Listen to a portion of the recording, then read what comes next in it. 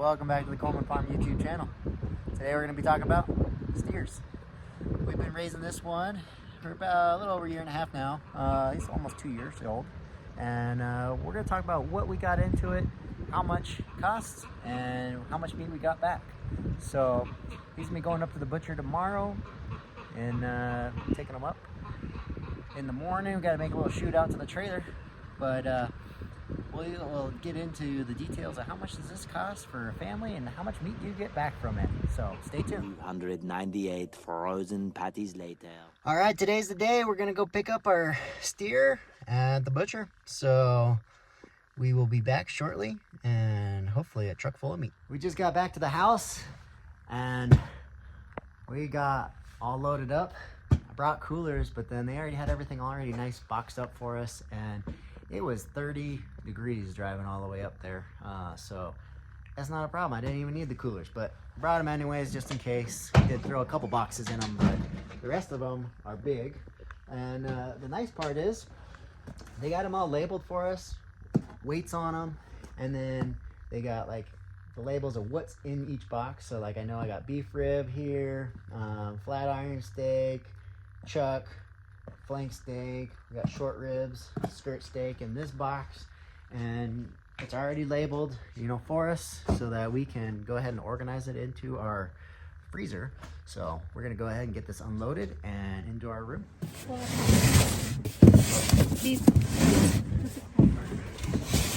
A quad heart? I know it hard to keep the heart.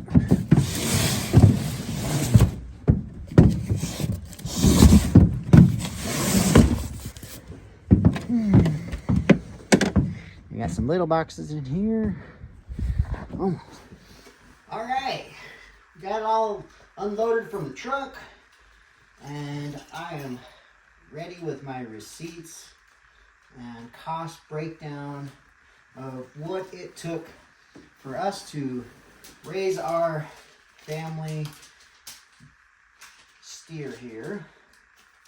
And from what you can see here, comment down below. Let me know what you guys think. How much meat did we get? We raised a Holstein cross, so it came from a dairy breed, but they cross them because they do all the artificial insemination, and it is crossed. But they auction off the steers after they're delivered and weaned off. They do it a little quick, so the babies are taken off early. But for me and family, and it was the most cost effective at the time. So we ended up getting 2 steers but all what you see right here is only from one of them. The first one we had already butchered a while back. This one, and we did it ourselves. So this one we actually took to a USDA processing facility and had them butcher everything. They do the vacuum sealing and labeling, and it's just, we wanted to try it out to see what's the cost breakdown of this if we were going to do it again, or wanting to sell our own Coleman Farm beef. So the cost of the animal was $250. So we got 2 of them for $500 when we did it. When I was looking at bringing in an Angus cross, or an Angus, full red Angus or black Angus steer, it was going to roughly, it depended on the weight of the animal, so it was going to roughly be somewhere around $800 for one weaned off baby, is what I was getting quoted from a few of the ranchers around here. And when I can weigh that out, where if I got 2 for $500, or I was able to buy 1 for $800, I went with the 2, because our idea was, hey, we'll butcher 1 early, and then we'll have meat in the freezer, and then we can keep raising up the next one, and we'll go from there. So, 1 animal cost me $250. Now, the hay, I do our own hay, so I raise our own hay and grow it and cut and bale it and all that. So my cost out of the hay wouldn't be as much, but I'm going to put these prices on if you were to go out and buy hay. So last year, our hay prices went through the roof. And depending on what quality of hay you were getting. So weedy hay was going for still ridiculous prices because the cost of spraying for weeds and stuff went through the roof. So COVID really messed stuff up. But last year, weedy hay was still going at, first cutting, $16 a bale. That's a 100-pound bale. So you're looking at $160 a ton. No, I take that back. You're looking at $220 a ton. So depending on how you buy your hay, whether it's by the tonnage or if you're buying it by the bale. So the price kept going up, and by midsummer, prices on bales were going up $20 to $28, depending on what you're buying. So that just put it through the roof. So I'll put prices I'll overlay the prices here in the video, just so you can understand that from the low end to the high end of what you're going to be buying. So you got to do the math. How long you want to have the animal? What's the age of the animal? And how long you want to raise it, with how much hay that you're going to need for that such animal. Whether you're raising cattle, raising sheep, goats, you got to figure out what's my input and what am I going to get out, or where do I want to be on the out. The other thing was, if you're butchering everything yourself, it's not so bad, because then you can run out of hay and, time to go in the freezer. But if you are to be depending on a USDA processing facility, you got to figure out getting your butcher date and drop off and all that scheduled. So on this one, we were able to have it pretty locked in. I like my timing on how much hay I had for it to when we were actually getting it in was kind of perfect. We had 2 bales of hay left, and that, I don't know, I'm just pretty happy that I was able to do my math correctly on that one. So we did about 2 stacks of hay for that I was calculating out for the steer to raise it over. He was just about under 2 years, right around the 2-year mark. I don't have the birth date on him, but it was about 2 years old once we took him to butcher. Our other one was a little over a year, so there is a big difference in size and the amount of meat that you get with that, but this one was pretty much right where we wanted to be for weights and stuff. The amount of hay, so the cost on that is roughly $2,000. If I were to sell all that hay that I ended up keeping, I would have made probably about $2,000 on it. So we're $2,000 on the hay price, we're $250 on the animal price. Now the butchering cost, it's broken down by the weight of the animal, or the weight of the carcass, to your there's other things too in the breakdown on how you want your cuts done, ground, all that stuff. But our processing fee was $1.30 a pound. So comment what you think, how much weight we got down below before you hear this number. But there's a $130 kill fee. Then depending on what offal you want to keep. So we keep the heart, liver, tongue. So depending on how much of that stuff you keep, they got that listed as it's $1 a pound for that. So we had 15 pounds in there. So that was an extra $15. And then let's see, there's no tax on that stuff. So our total weight of the animal comes out to 692 pounds. So at $1.30 a pound, that comes to $899.60. We got our kill fee of $130, and then the offal and the extra stuff that we asked for came out to another total of $25. So grand total $1,054.60. So now we got another $1,000 on top of our hay prices and the animal price, and then you can add in too for cost of delivery, or whether you have your own hay, your own cattle trailer that you're moving the animal, and fuel costs. We went and picked ours up. That was a few hours away from the auction area.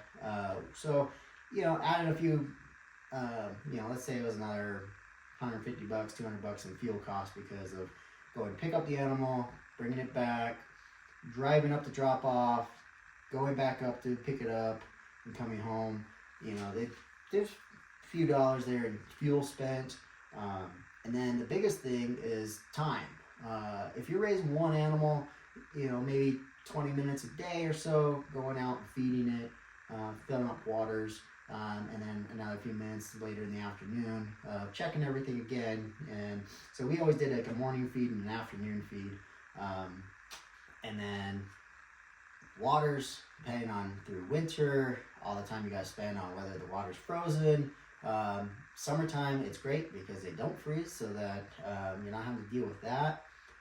We had a few issues with water buckets breaking, fences. You know, as the animals get bigger, they can figure out how to break the fences or lift the fences. One time we had him hook the fence with his horns and lift up the whole cattle panel and unhinge it. So then we were spending a couple hours just trying to corral them back. So there's a lot of time spent in raising the animals. You know, for us, it's a family thing. We enjoyed it. We got to learn a lot about, you know, raising our own family steer, and ultimately how much, you know, you want to know about where your food comes from and what you put into your food. All of this was raised right off of our own hay, so it's a grass alfalfa mix that we fed them, and it's straight grass-fed beef right here. So we did have you know, a couple times where we gave them some of the cubes and, you know, some grain. Well, we had like one bag of grain just because of which is like the sweet feed, just to shake in a can, especially when they got out of the corral. It was a lot easier to shake that treat and throw it into the feed trough, and you go right back in. If you didn't have that, it's a little bit harder to try to corral them back in there if they don't have a treat.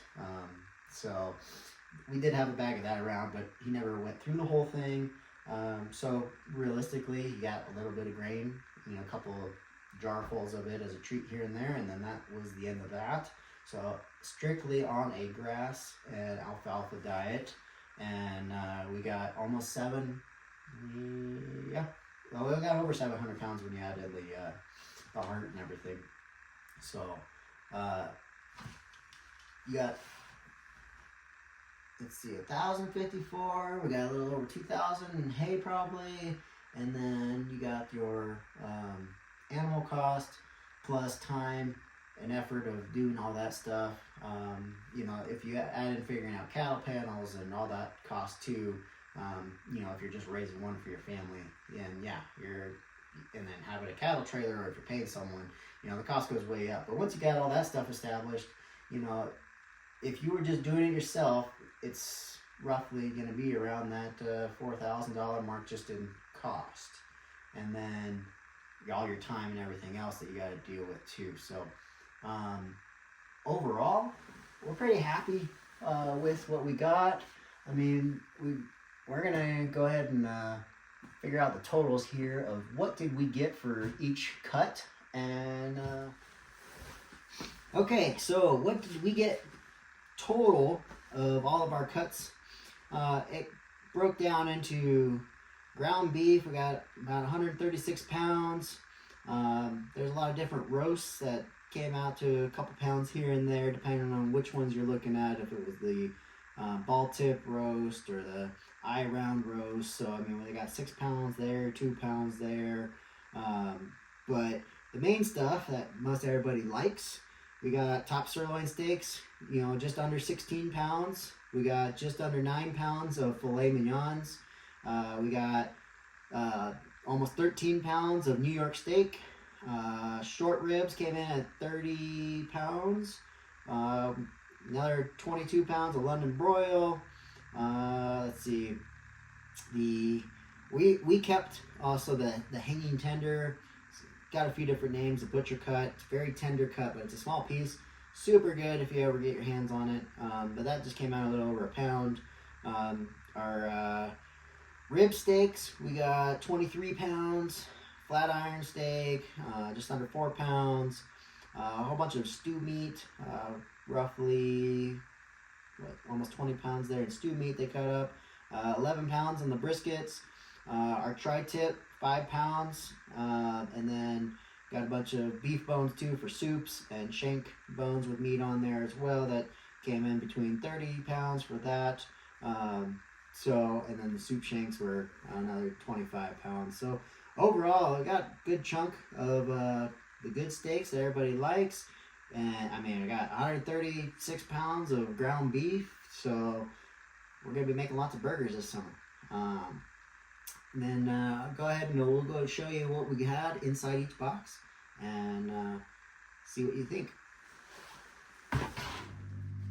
Now, if you're wondering how these things get packaged, what's it look like, they're all vacuum sealed and labeled. So this is what our ground beef looks like. We got little 1 pound packages in this box. So I like this, being that it's 1 pound and they're little squares essentially. They're flat. This is how we already vacuum sealed the stuff ourselves, because when you lay them all flat and freeze them like this, and because they're thin, it's easier to defrost and pull out, you know, hey, I want 2 pounds of ground beef. Pull these out, set them on the counter, put them in some water. These thaw a lot easier than, I know there's other game bags, you know, they're like a cylinder. You just put the meat in there and zip tie them up or whatever. It takes a lot longer for those things to thaw out, especially once they are frozen. They're just like big brick. So these do freeze well and they thaw nicely. So take a look inside. This box was labeled at 37 pounds, so that means we got roughly, 37 packages, probably a little bit less, but some of them are a little bit more. So 30 plus packages of ground beef just in this box alone. So in this box, we got our flat irons, nice marbling there. We got our beef rib steaks. These are nice and big. 2 steaks for 2.5 pounds. Good size. A whole box of those. So in this box we got some ball tip roast, top sirloin steaks, filet mignons, and New Yorks. So this is what our New Yorks look like. Got a nice little bit of fat on the outside. And some marbling in there. Let's see here. We got some, they're all New Yorks on top. A whole bunch of New York. And here we go. Here's some filet mignons. Some nice marbling in there. So yeah, overall pretty happy with how this looks. Another one, filet mignon. There's a couple pounds here for it. Hope you guys enjoyed. Please like and subscribe, and let us know. What do you guys think? Would you raise your own steer? It's quite a bit of meat, and we're going to be making lots of burgers this summer. But hopefully this helps if you guys are thinking about raising your own, and I'll see you guys on the next video. What's our giant chest freezer look like? Got beef. It's definitely full, and we filled this one up and also moved some other stuff into our other freezer. So